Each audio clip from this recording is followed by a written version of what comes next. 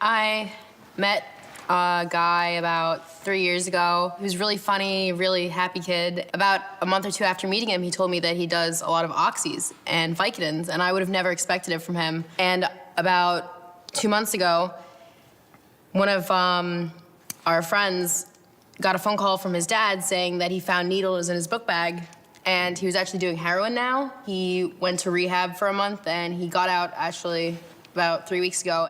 It all started from oxys, just taking one or two because his granddad was sick and he just had them available. And then it just evolved over 2 years, 2 or 3 years into a problem with heroin. Like, when you start these drugs, like, you say, oh, heroin, like, I'll never do that. But it just shows how scary, like, you start with one thing and it just completely evolves into another.